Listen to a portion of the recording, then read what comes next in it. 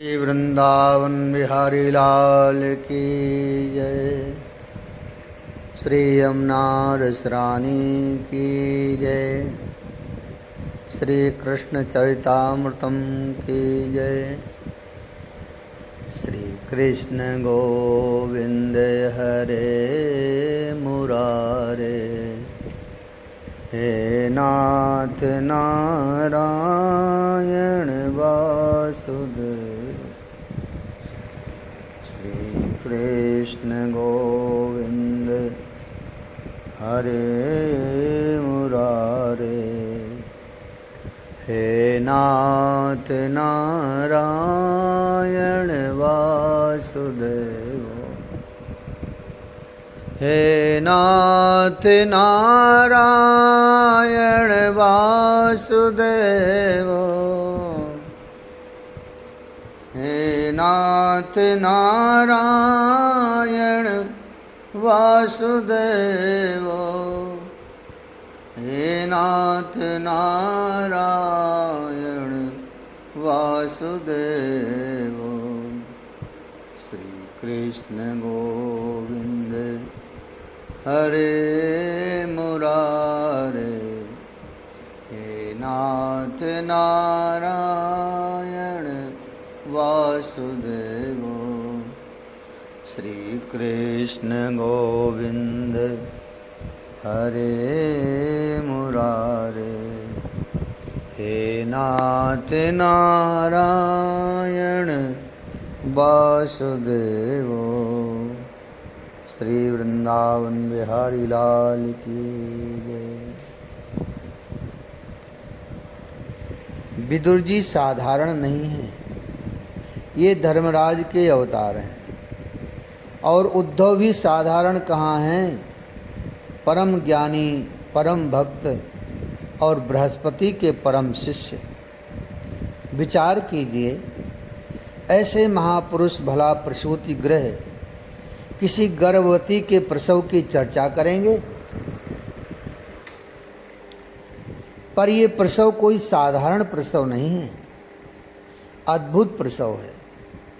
अजी धन्य है वो प्रसूति का गृह जिसमें परब्रह्म का प्रथम रुदन हुआ और गर्भ से वो बाहर आया।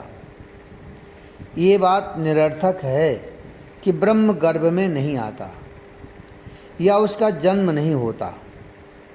अरे भक्त की भावना जैसी हो, भगवान वैसा ही करता है। सूकर, सिंह, घोड़ा इत्यादि ब्रह्म जब बन सकता है तो गर्भ में अगर आकर वो 9 महीने बैठ गया तो उसकी भगवत्ता में कौन सा दाग लग जाएगा। और ब्रह्म तो सर्वत्र है ही, गर्भ में भी है। ये बात पूर्व में उद्धव विदुर जी को बता ही चुके हैं। साधकों, श्री राधा चरितामृतम कहते हुए मैं जहाँ मधुर रस में डूबा हुआ था, पर जब से मेरा कन्हैया मुझसे ये श्री कृष्ण चरितामृतम कहलवा रहा है, तब से पता नहीं क्यों मुझे वात्सल्य रस अद्भुत लगने लगा है। मैया यशोदा अपनी मैया लगने लगी है। उसके लाला को छोड़ कभी कभी तो मैया की पद रेणु को माथे से लगाने की इच्छा हो जाती है। मैं चिंतन में खो जाता हूँ, मैया कैसी होंगी। तो मैया की जो छवि मेरे सामने बनती है, गोरी, सुंदर, लंबी बेड़ी, माथे में लाल टीका, मांग भरी हुई, बड़ी बड़ी आँखें, जिन आँखों में बस वात्सल्य, स्नेह, हाँ थोड़ी मोटी हैं। कल की एक सत्य घटना, मैं सायंकाल के समय यमुना के किनारे बैठा हुआ था और यही चिंतन मेरा चल रहा था, मैया यशोदा का चिंतन। तभी मेरे सामने एक सभ्य संपन्न परिवार की महिला यमुना स्नान करने को आई। सुंदर थीं, करीब होंगी 40 वर्ष के लगभग। उनकी ओर मेरा ध्यान गया तब मैंने उसकी गोद में देखा एक सुंदर लड्डू गोपाल थे। जिनके एक हाथ में लड्डू था और दूसरा हाथ धरती में रखे हुए थे। बहुत सुंदर छवि थी उनकी। मुझे समझते देर न लगी कि उन महिला के कोई संतान नहीं थी और उन्होंने लड्डू गोपाल को ही अपना बालक मान लिया था। ये बात सही निकली। वो स्नान करने लगीं। स्नान करते हुए उन्होंने अपने लड्डू गोपाल को भी पकड़ा हुआ था और उन्हें भी स्नान करा रही थीं। मेरे हाथ में एक गुलाब का फूल था। जब वो महिला यमुना स्नान करके बाहर आईं, तब मैं बड़े संकोचवश उनके पास गया। पहले तो जाना अच्छा नहीं लग रहा था कि एक युवती के पास मैं कैसे जाऊं, और वो भीगे कपड़ों में और थी।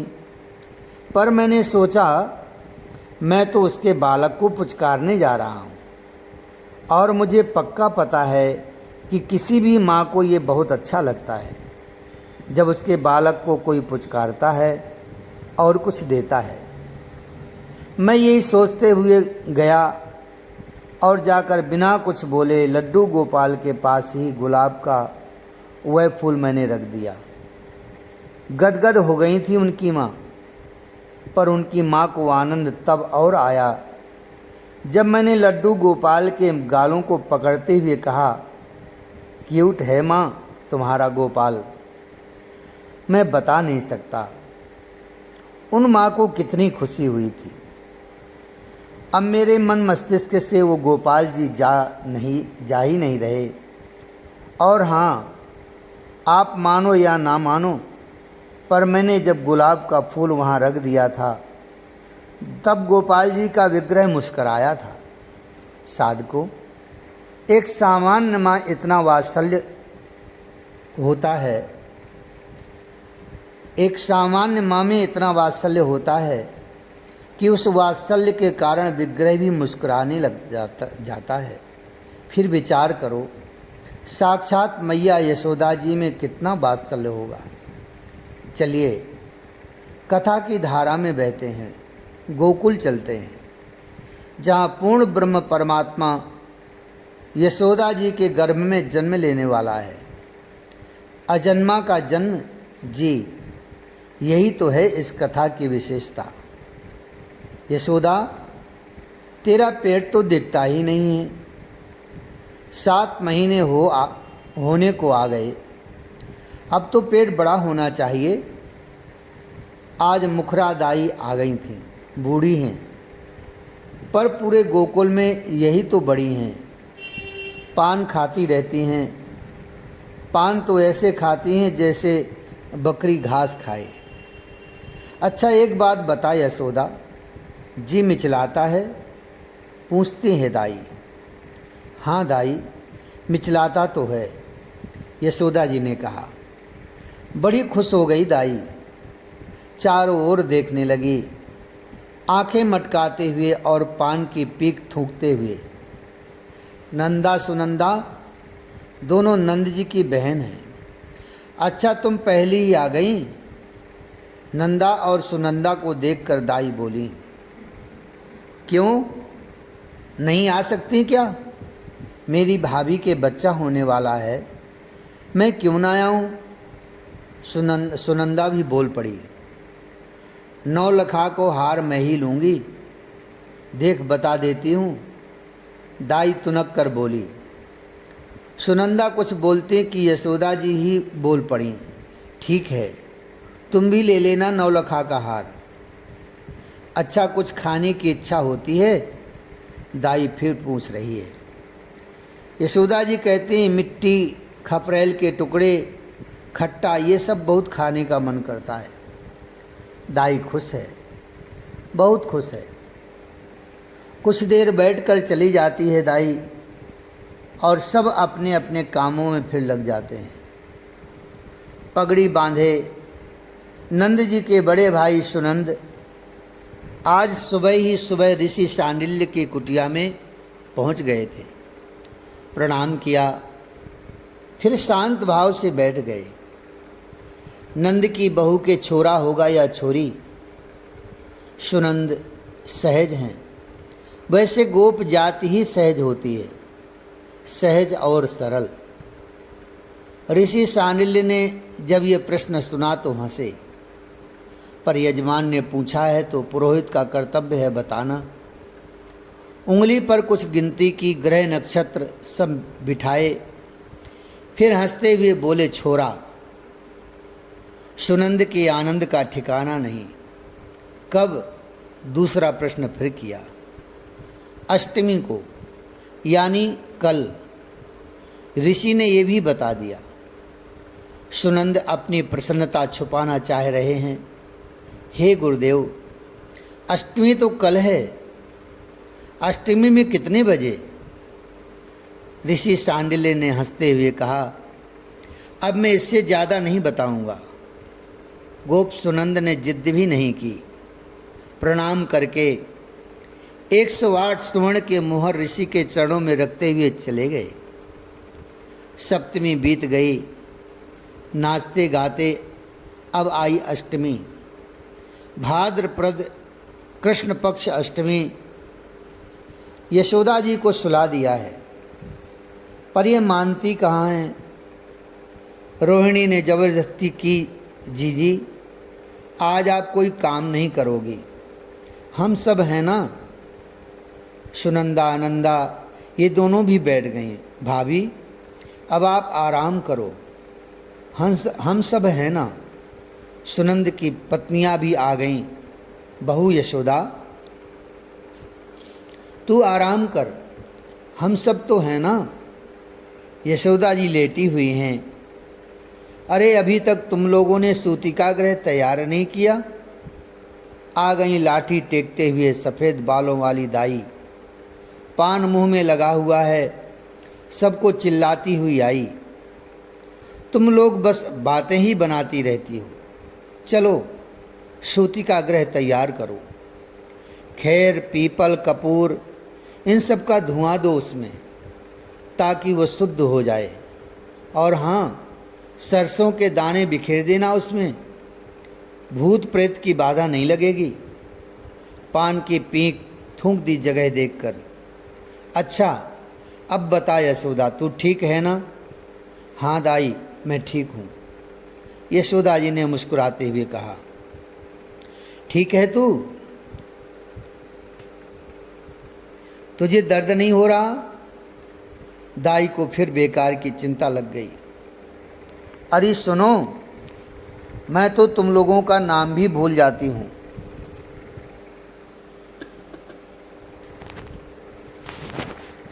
सुनंदा तू आ बेटी, देख सरसों का तेल, तिल का तेल, लौंग का तेल, नारियल का तेल, ये सब मिलाकर गर्म कर, फिर उसे मेरे पास में ले आ। सुनंदा ठीक है दाई कहती हुई जैसे जाने लगी। अरे बात तो सुन ले, बिना बात समझे भाग रही है, सुन पहले। और तुम सब भी सुनो, दाई अपने सुनाने लगी। देखो ये सब तेल है ना, इसकी मालिश हल्के हाथों करने से प्रसव की पीड़ा गर्भवती को होती नहीं है और बालक गर्भ से आसानी से निकल आता है, समझी? सुनंदा को दाई बोली। मुझे क्या कह रही हो दाई, मेरे तो 4 छोरा हैं और ये सब करने की आवश्यकता नहीं है। मेरी बहन नंदा तो मथुरा के मेला में गई थी, वहीं बच्चा हो गया और स्वयं ही लेकर आ गई। मेरा एक बालक तो खेत में हुआ है, गई थी गौ को घास काटने, दर्द उठा और बालक हो गया। तुमने बेकार में सुबह से किचकिच लगा रखी है। सुनंदा ने भी सुना दिया। अब क्या बताऊं यशोदा, ये आजकल की छोरियां हम बूढ़े बड़े की बातें तो सुनती ही नहीं हैं। सुन छोरी, यशोदा रानी हैं, कोमल हैं, कोई तू जैसी होती तो कह देती कि चक्की चलाओ, दौड़ो, आंगन लीपो, पर ये यशोमती हैं, ब्रजरानी हैं। अब इनको कहूँ कि आंगन लीपो, चक्की चलाओ, मैं तो समझ के कह रही हूँ। तुझे मेरी बात बुरी लगे तो 2 रोटी ज़्यादा खा लियो। ये कहते हुए फिर पान की पीक थूकी दाई ने। सुनंदा हंसती हुई तेल लेने चली गई। वातावरण बड़ा ही आनंदपूर्ण हो गया है। समय बीतता ही जा रहा है। सुबह से अब दोपहर भी बीत गई, सांझ होने को आई है। अरे सुनंद जी, समय क्या बताया है ऋषि सांडिल्य ने? दाई को उत्तर दिया सुनंद ने, समय नहीं बताया, बस अष्टमी बोले थे। शाम के 6 तो बज गए हैं। अब दाई ने देखा 6 बज गए थे। प्रसूतिका गृह में यशोदा जी लेट गई हैं। सुनंद की बहू, कुछ कपड़े भी रख लेना, साफ सुथरे होने चाहिए कपड़े, और 4-5 कलसे में पानी भरवा के रख देना, आवश्यकता पड़ेगी। दाई तेज है, सब कुछ संभाल रही है। यशोदा, अब बता, पेट में पीड़ा हो रही है? पूछा दाई ने। नहीं दाई, कुछ नहीं हो रहा, मुझे तो नींद आ रही है। यशोदा जी ने ये कह दिया। हंसी दाई। नींद आ रही है? दर्द नहीं उठ रहा? नहीं, कोई दर्द नहीं उठ रहा, बस नींद आ रही है। यशोदा जी ने फिर कहा। दाई के भी समझ में नहीं आ रहा कि ये हो क्या रहा है। हल्की हल्की बारिश हो गई थी, शीतल पवन बहने लगे थे। रात्रि के 8 बज गए हैं। दाई बैठी है यशोदा जी के पास, तलवों में तेल मल रही है। जा, नंदराय को कह दे, वो परेशान हो रहे होंगे कि बालक हुआ या नहीं। सुनंदा बाहर आई, चिल्लाई, भैया अभी कुछ नहीं हुआ। नंद जी के साथ उनके भाई भी थे, उनके मित्र भी थे। सब मन में सोचने लगे, अष्टमी तो आज ही है, फिर अभी तक यशोदा को बालक क्यों नहीं हुआ। नंद जी ने कहा, मैं गौशाला में जाकर बैठता हूँ, आप लोग विश्राम करो, जब बालक होगा सबको सूचना मिल ही जाएगी। थके हारे सब थे, सब अपने अपने घरों में चले गए। नंद जी गौशाला में जाकर बैठ गए। आज उनका ध्यान नहीं लग रहा, बहुत कोशिश की पर नहीं लग रहा। उन्होंने माला निकाली और जपना शुरू कर दिया। कालिंदी के तट पर श्रीधाम वृंदावन में यह कथा चल रही है। आपको मैं विस्तार से संपूर्ण श्री कृष्ण चरित्र सुनाऊंगा। तात, ये मेरा भी सौभाग्य है, या कहूँ उन नंद नंदन की कृपा कि मेरी वाणी उनके गुणों का गान कर रही है। वो नंद नंदन जो शिवादि के ध्यान में भी नहीं आते, उन मधुर मूर्ति नंद नंदन का गान, उनके चारु चरित्र का गान, और कहाँ उद्धव आनंदित हैं आज। उनका मुखमंडल जो श्री कृष्ण वियोग में कल तक कुमलाया हुआ था, आज खिल गया है, मानो कमल खिल जाएं ऐसे। ये स्वाभाविक भी तो है। नंद नंदन का आज जन्म होने वाला है। ब्रजेंद्र नंदन आज गोकुल में अवतरित होंगे। बधाई होगी, पूरा ब्रह्मांड आज आह्लादित हो। तात विदुर जी, आज का चारु चरित्र आह्लाद को भी पूर्ण आह्लादित कर दे ऐसा चरित्र है। दिव्य अद्भुत आह्लादकारी। उद्धव आनंदित होकर कुछ देर मौन हुए, फिर बोलना शुरू किया। रात्रि के 9 बज रहे हैं। बाहर मंद मंद बारिश हो रही है, साथ में सुगंधित बयार भी चल रही है। नंद रानी नेत्रों को बंद करके लेटी हुई हैं। मुखरादाई तलवे में तेल मल रही है। सूतिका गृह का वातावरण भी आज चिन्मय लग रहा है। रानी, अंगों में कुछ ऐंठन हो रही है? दाई ने यशोदा जी से पूछा। एक बार में यशोदा जी ने नहीं सुना, क्योंकि वो आनंद सिंधु में अवगाहन कर रही थी। उनकी समस्त वृत्तियों में आनंद रस ही प्रवाहित हो रहा था। रोहिणी भी आंखें बंद करके बैठी थीं। नंदा सुनंदा, ये नंद जी की बहनें, कभी कभी उठ जाती नहीं तो ये भी शांत बैठी थी। सुनंद, उपनंद, धरानंद, सतानंद आदि की पत्नियां भी सूतिका गृह में उपस्थित थीं। सुगंधित धूम्र से वह कक्ष महक रहा था। 5 दिए, घी के दिए, उसमें सुगंधित तेल भी डाला गया था, जिसके कारण वह सूतिका गृह भी अब मंदिर की सी ऊर्जा से भर गया था। क्या ऐसा लग रहा है कि वक्षस्थल के बंधन खुल रहे हैं? नंदरानी, क्या ऐसा लग रहा है कि बमन होगा या जी मिचला रहा है? दाई यशोदा जी से फिर पूछ रही हैं। नहीं, यशोदा जी ने संक्षिप्त सा उत्तर दिया। यहाँ नाभि के नीचे भाग में तेल मलते हुए दाई ने पूछा, यहाँ भारीपन तो नहीं है? यशोदा जी ने फिर सिर ना में ही हिलाया। कुछ घबराहट सी तो नहीं लग रही? यशोदा जी ने झुंझलाकर कहा, कुछ नहीं हो रहा है मुझे। तभी दाई की आंखों में चमक आ गई। ये रहा। तेल मलते हुए पेट में दाई बोल पड़ी थी। क्या हुआ? क्या हुआ दाई? सब जितनी ऊँग रही थी उठ गईं। सुनंदा, नंदा, रोहिणी, अन्य यशोदा की जेठानियाँ। क्या हुआ दाई? सबने पूछा। नंदरानी, क्या कभी तुमने जुड़ेला केला खाया था? यशोदा हंसी। दाई, ये जुड़ेला केला क्या होता है? दाई बोली, केले की जो फली होती है ना, कोई कोई फली एक साथ 2 जुड़ी हुई होती हैं, उसे ही कहते हैं जुड़ेला केला।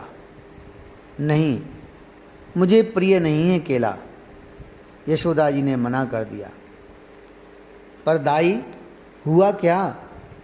पेट में हल्के हाथों से तेल मलते हुए दाई बोल रही थी। नंदरानी भूल गई होगी, जुड़ेला केला अवश्य खाया है, तभी तो इसके पेट में 2 बच्चे हैं। ये सुनकर यशोदा जी खूब हंसी। फिर बोली, एक ही पर्याप्त है दाई, 2 ना चाहिए।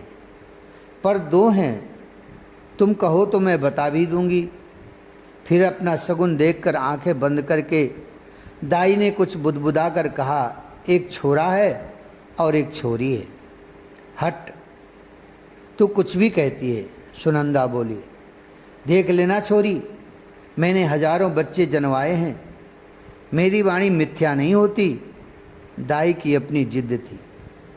उद्धव, क्या यशोदा जी ने 2 शिशु को जन्म दिया था? विदुर जी ने प्रश्न किया।